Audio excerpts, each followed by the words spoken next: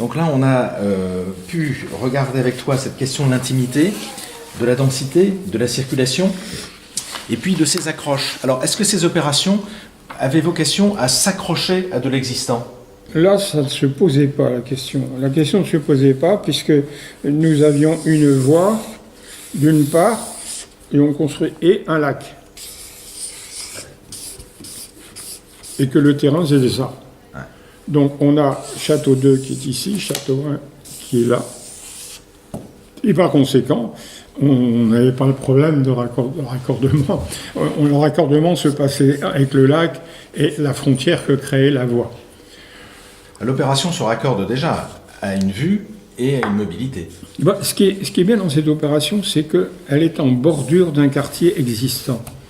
La ville nouvelle à Lille était basée sur 3 communes existantes, donc avec des cœurs de petites communes existantes, avec une église.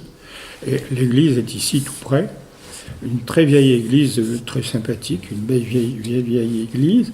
Et donc, d'ailleurs, beaucoup de photos ont été prises du lac vers là, et on voit le clocher comme s'il sortait de l'opération. Il y avait donc un côté village qui existait autour, mais en contact direct avec l'opération, non. Nous n'avions pas là de problème de...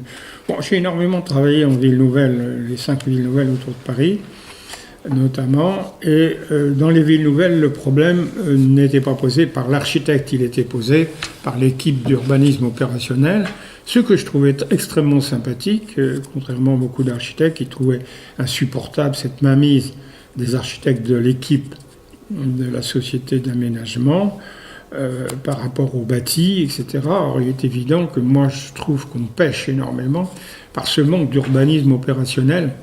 C'est-à-dire qu'on a des schémas d'un côté, des escalopes, et l'architecte fait ce qu'il veut sur son escalope. Le principe dans les villes nouvelles, qui avaient beaucoup d'architectes responsables de quartier, c'est qu'ils allaient plus loin. Ils définissaient par exemple les matériaux, ils définissaient la typologie, etc. Ils allaient plus loin. Et c'était extrêmement sympathique pour moi de travailler avec eux et de suivre. On se renvoyait la balle et on créait quelque chose. C'était eux qui assumaient ce rôle de quartier.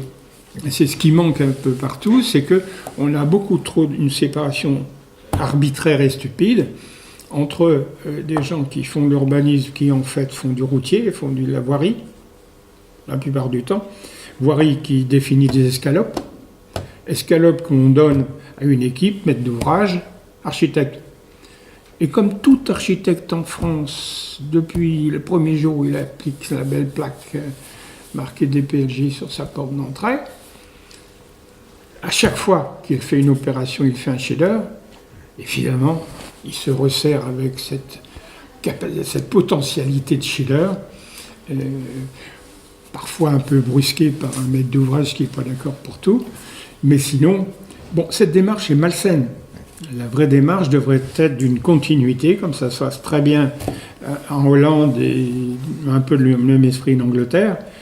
C'est d'avoir une continuité entre la pensée d'un quartier, la pensée d'une ville, la pensée d'un quartier et la réalisation de ce quartier.